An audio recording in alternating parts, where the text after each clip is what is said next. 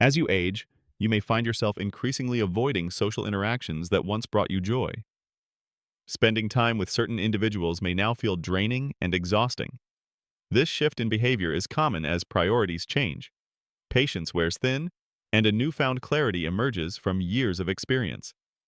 In this video, we will delve into 7 reasons why individuals in their 70s and beyond begin to distance themselves from others.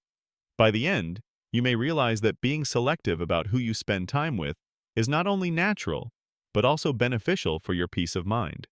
Stay tuned as we explore these reasons to help you feel more confident in your choices and appreciate the wisdom that comes with age. One key reason for this distancing is the decreased tolerance for superficial conversations. Small talk, once a common part of life, now feels like wasted energy as you crave more meaningful interactions that stimulate the mind and enrich your soul. Conversations about trivial matters like the weather or gossip hold little value compared to discussions that offer substance and depth. Many find solace in solitude over shallow social interactions. For instance, Richard, a 73-year-old retired teacher, now prefers meaningful conversations with like-minded individuals or quiet moments with a good book, rather than engaging in empty exchanges at social gatherings. Another factor contributing to this shift is the realization that not everyone deserves your energy.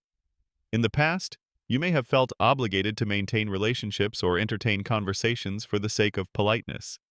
However, as you grow older, you recognize the importance of preserving your peace and investing your time wisely.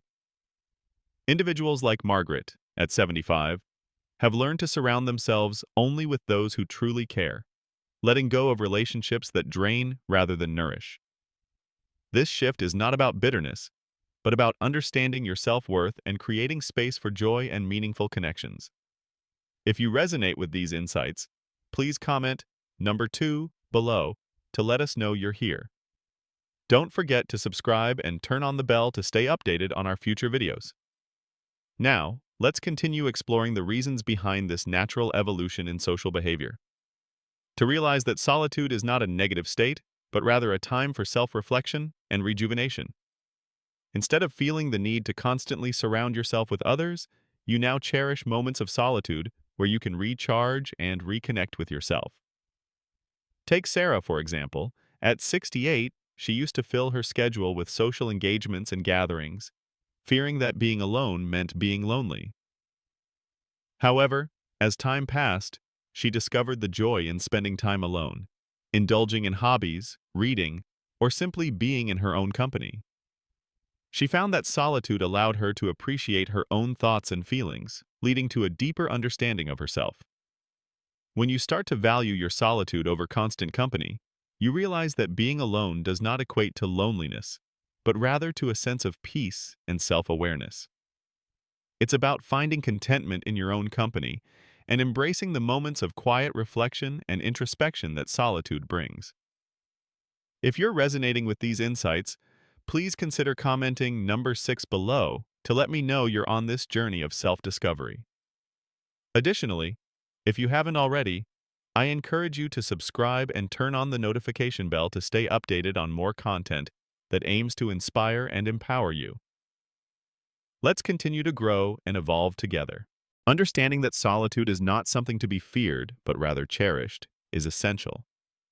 When you are alone, you are not pretending to be someone you're not, or adjusting yourself to fit into someone else's world. You are simply being your truest self in the most comfortable way possible. Take Eleanor, for example. At 74, she realized that she no longer needed the constant presence of others to feel fulfilled. She had spent decades attending social events she didn't care for, engaging in conversations that didn't interest her, and prioritizing everyone else's comfort over her own peace. However, one day she asked herself a pivotal question. Why am I doing this? This question sparked a significant change in her life. She stopped filling her calendar with social obligations that drained her energy and instead dedicated more time to activities she truly enjoyed, such as reading, walking, and relishing her own thoughts. As a result, she found herself happier than she had been in years. This newfound contentment did not stem from cutting people out of her life, but rather from ceasing to force interactions that no longer resonated with her. Preferring your own company over being around the wrong people signifies a deep sense of self-respect. It indicates that you no longer tolerate relationships that do not add value to your life, recognizing that your time and energy are worth protecting. Once you grasp this concept, everything changes. If you are still watching this video and finding these insights valuable, please comment below with the number 6 to let me know you are here. If you have not yet subscribed, I recommend doing so and turning on the notification bell to ensure you do not miss any future videos. Your support enables us to continue creating informative and inspiring content. Now, let's proceed to the next point. Ceasing to seek approval from others is a significant milestone in personal growth. There was a time when the opinions of others weighed heavily on you, causing concern about whether they liked you or if you were meeting their expectations. However, that burden has been lifted, and you no longer feel compelled to prove yourself to anyone. Consider Richard, for instance. At 76, he had a profound realization that most people are too preoccupied with themselves to spend much time judging others. For decades, he had molded himself to fit the expectations of family, friends, and colleagues, sacrificing his own preferences and voice in the process.